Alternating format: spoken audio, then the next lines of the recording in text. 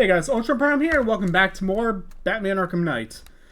And today I'm going to be doing the lore for Batman DCEU for the DCEU Batman. So first, some behind the scenes. So after the success of 2013 or 14's Man of Steel, I forgot which year he is, and yes, I'm calling Man of Steel a success because I really like the movie. The film's director, Zack Snyder, pitched the sequel, in which Superman would be going head-to-head with Batman. The choice for his Batman would be played by actor Ben Affleck, which people were not overly too thrilled for at first, due to his, let's say, how do I put this? Since the failure of Daredevil.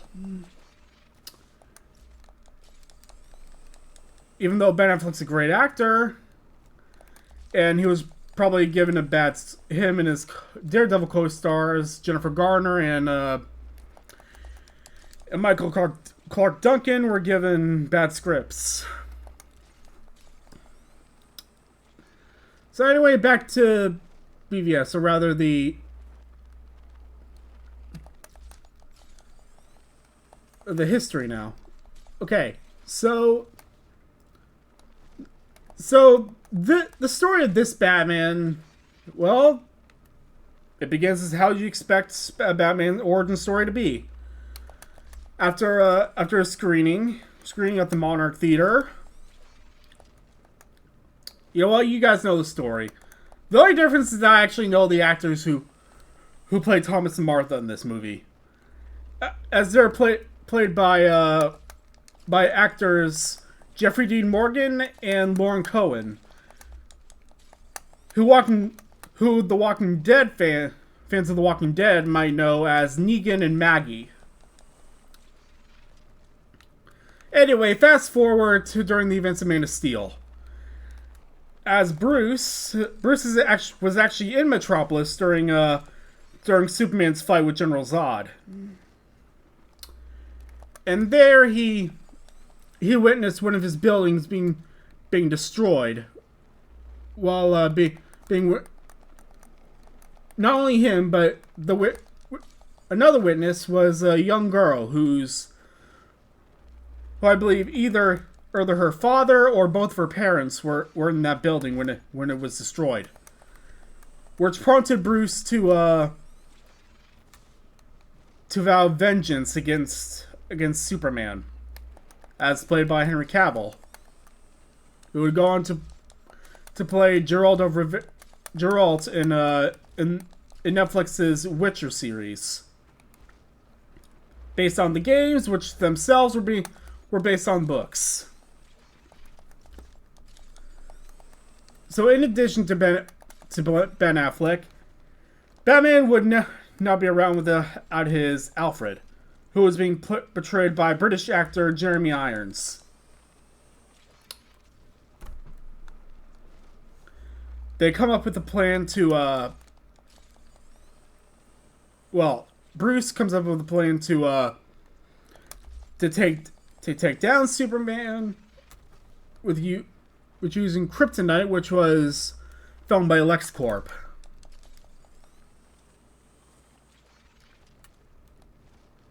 Which Luthor being portrayed by Jesse Eisenberg. That was the one cast I did not like. So moving on, Bruce goes to like some sort of reception or party or whatever, and he meets a Daily Planet reporter named Clark Kent. And Lex is also there, with their different views on Superman. Clark thinks he's being a hero, even though Bruce thinks Superman needs to be stopped.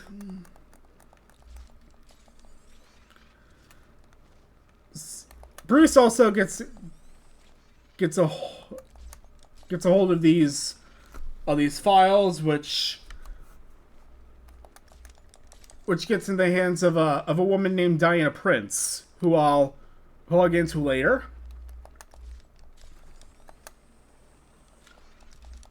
And fast forward, Lex. Turns out Lex has captured Clark's adopted mother, Martha Kent.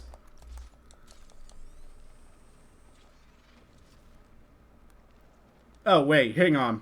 But before that,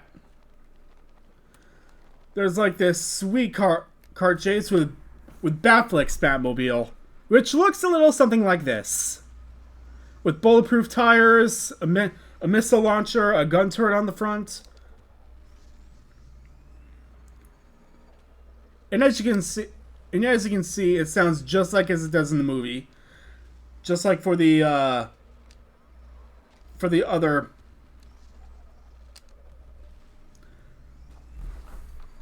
So Bruce chases down the mercenaries.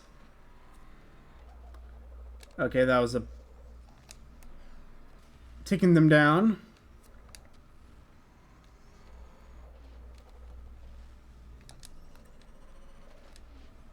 And also crashes, but not really. So back to gets kryptonite, gets ready for his gear, as in like an enhanced armor, a kryptonite spear, kryptonite smoke grenades. Well, not kryptonite smoke grenades. Sorry, they're smoke grenades that are laced with lead, as Kryptonians can't look through lead. So with that in mind, Bruce and Superman get their fight going.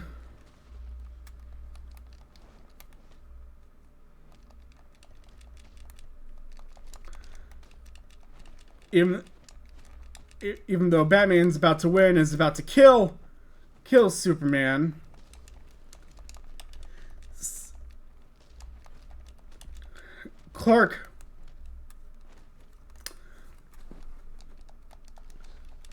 Clark has one line that makes Bruce change his mind.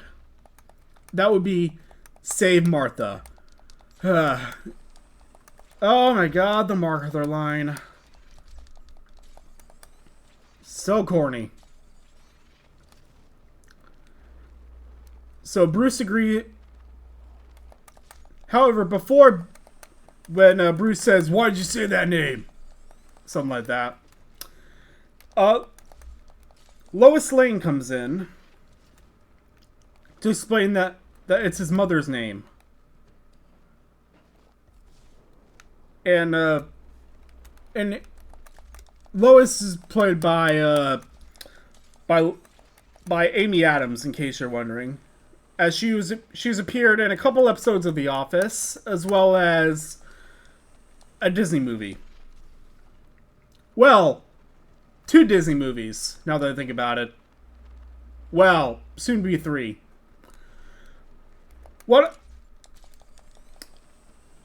She was in a movie called Enchanted, I think. Or Disenchanted? I don't know. It was about... First she appears animated, and then she goes to New York. It's been a year since I've seen the movie. Okay. And the sequel is coming out soon. And she was also in the Muppets movie. You know, the one with Jason Segel. Anyway, I'm getting off track. So, Bruce goes in. Actually, no. Before that,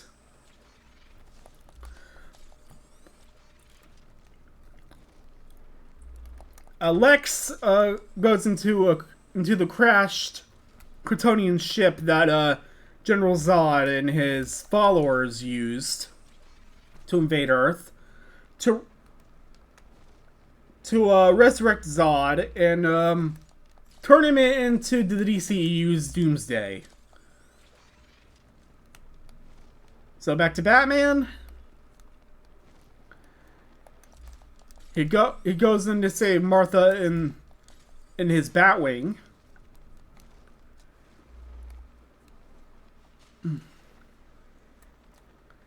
And goes with the best scene in the whole movie, the warehouse fight scene, which took a lot of inspirations from the Arkham games. You can tell by the way he fights. It's literally from the Arkham games.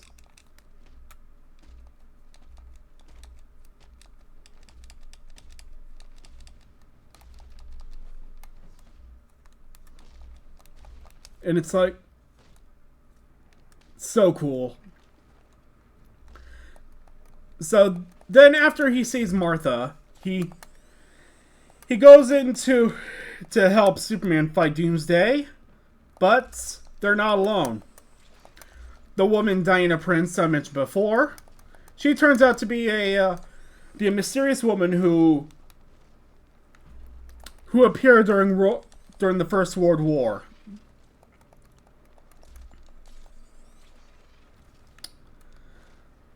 This woman turns out to be a Wonder Woman, if you will.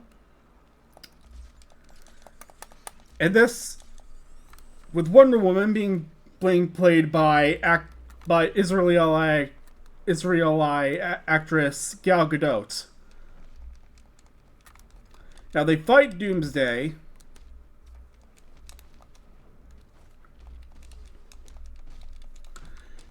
But in the process,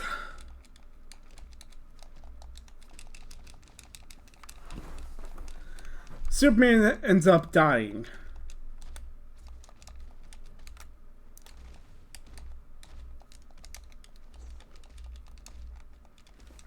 And pretty much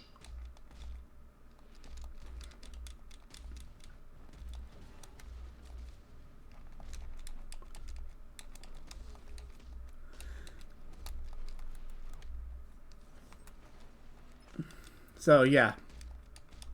So fast forward to his cameo in Suicide Squad. Well, first cameo takes place before the events of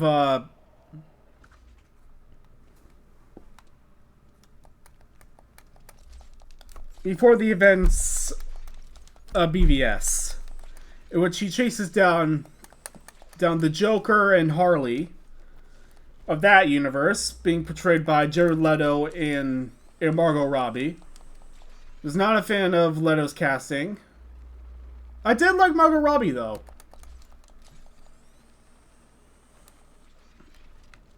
And fast forward, Bruce has a discussion about the Squad after the events of that movie with Task Force X's director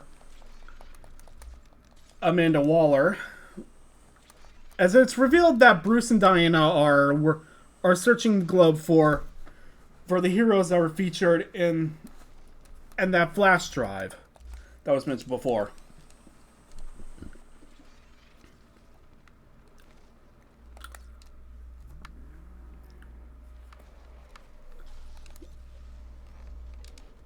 So, before I mention Justice League, I need to mention something about behind the scenes.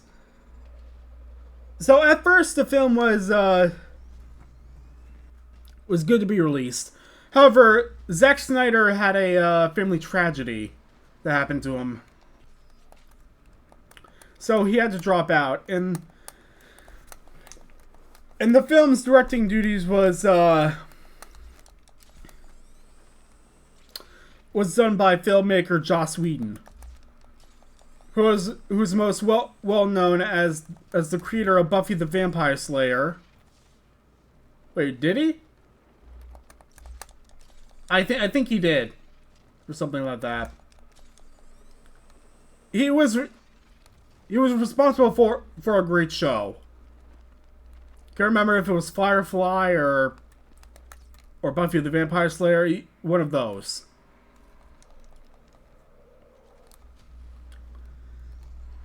So back to the behind the scenes. He also directed the first two Avengers movies. Now, because he directed the Avengers, you think he was a great choice? Wrong. It turns out he pretty much turned the Justice League into pretty much a bit of a comedy. There were like too many jokes. In fact, there were like ass shots of Diana. There was even a scene in which Gal Gadot was not comfortable but filming. The one where Barry lands on Diana during one of the fights. Apparently, she was not comfortable with that. I think. Don't quote me on that. In fact, the most famous person to call Whedon out is one of the film's stars, Ray Fisher, who portrays Cyborg. As in the Snyder Cut,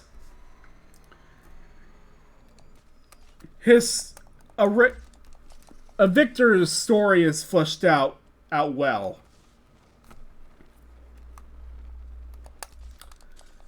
So anyway, to the movie. So Bruce and Diana continue their search. First, Bruce goes on to recruit the Aquaman, portrayed by Jason Momoa from Game of Thrones.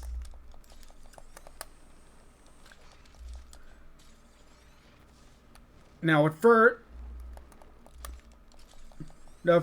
Arthur refuses.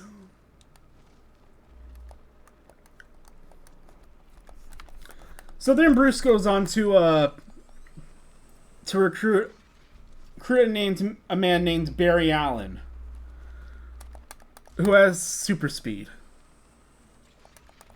being portrayed by actor Ezra Miller, who you might have heard as an actor who has received quite the controversy recently.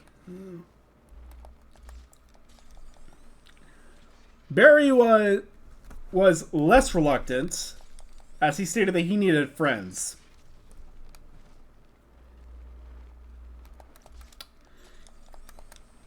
So after Bruce successfully recruits Barry, Diana goes to recruit Victor Stone, the cyborg.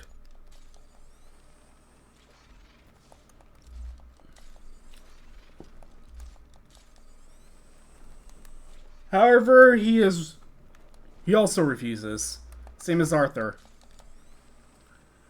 So when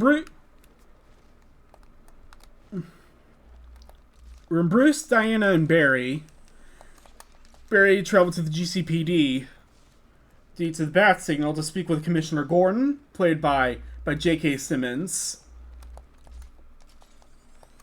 they found out that a mother box is being searched for by the film's main villain, Steppenwolf. So he captures multiple scientists from Star Labs to help him find him.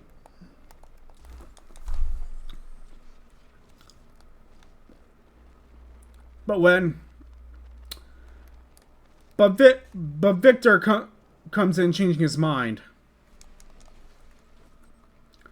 And a fight breaks out. The sewer is flooded. With Arthur comes in to save the day. And Steppenwolf travels to Russia so he can contact Apocalypse to to win Darkseid's favor.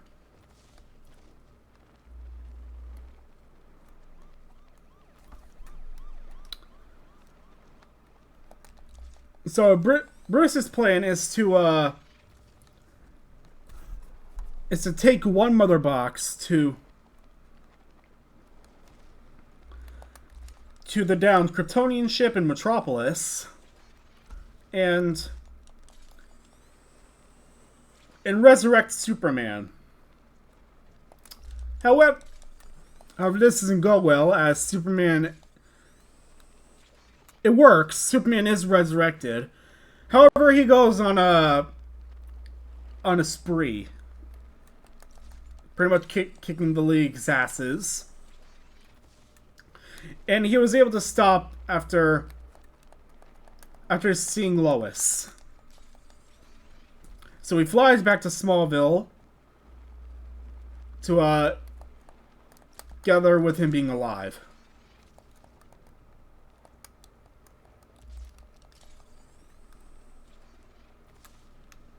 So with that in mind, the rest of the League heads to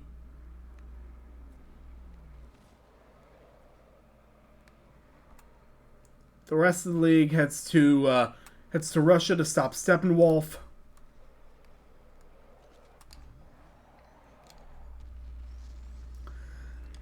They have a hard time with it, and then Superman shows up to save the day. Depending on which version you watch, either the Snyder cut or the Whedon cut, both of them pretty much have Superman saving the day. Even though I like Snyder cuts way better.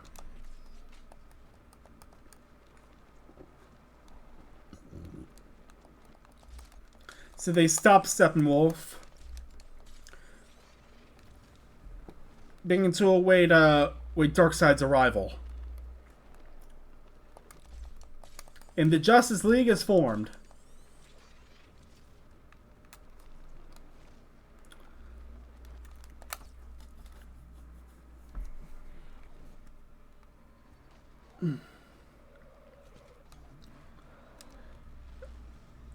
Oh yeah, so this is something for the week that's in the Snyder cuts that wasn't in the original.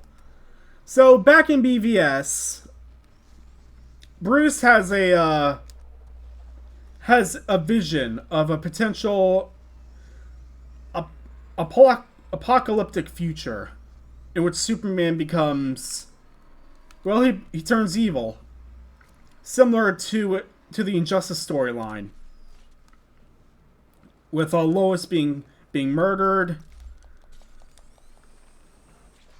and so with that in mind, with the Snyder cut, that has Joker being confronted by Batman, as well as his small band of resistance members, as well as with Cyborg, Barry, Deathstroke being played by actor Joe Manganiello, if that's his name. I probably mispronounced that.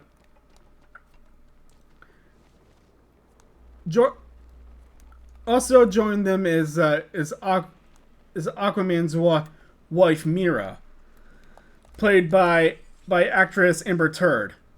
Yep, sorry, I meant, you know what? Never mind. I stand by my turd. So yeah, played by Amber Turd. So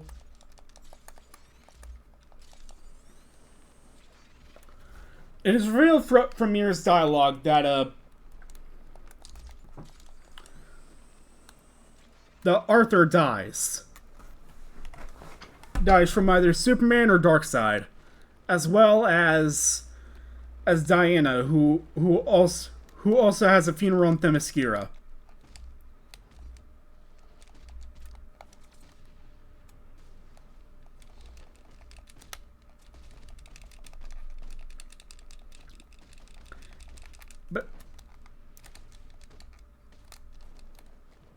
it is also revealed that Harley is also dead at this point.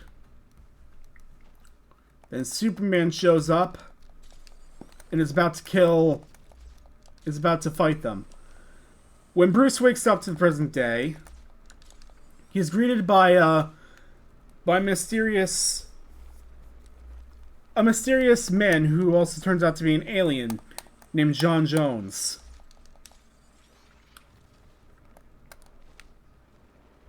And a little behind the scenes on this, the original plan was to have Jon Stewart's Green Lantern appear. However, they changed it to Martian Manhunter. However, there is a Green Lantern during the flashback scene.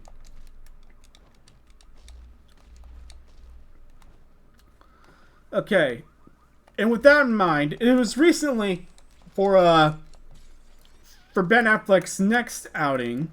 It was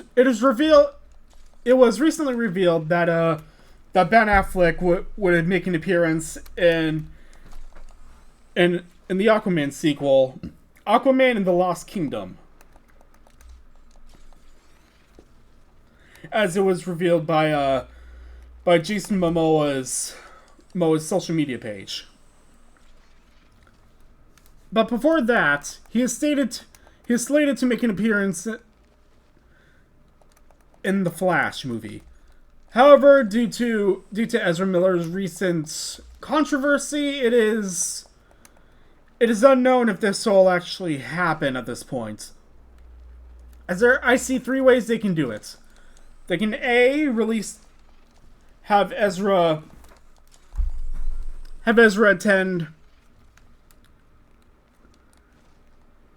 attend like rehab, and still release the film with limited press. Or if he refuses to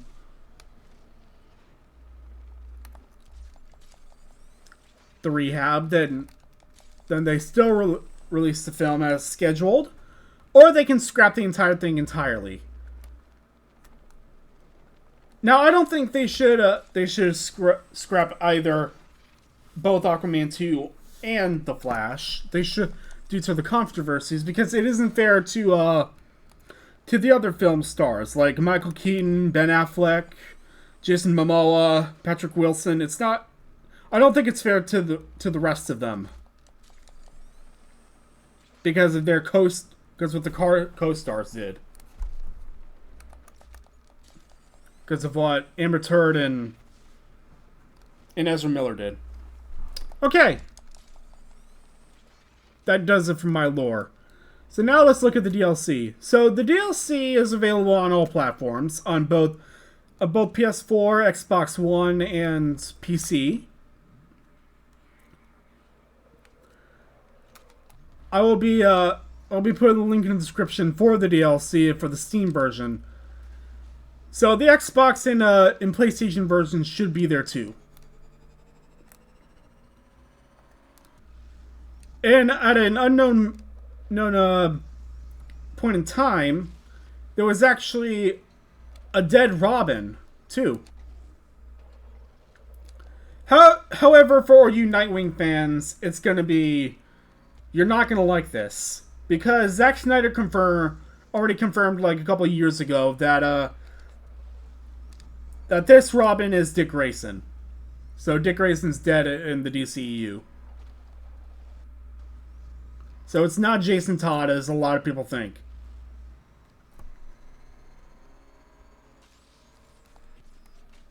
Alright. So that does it for the DCEU's Batman, played by Ben Affleck.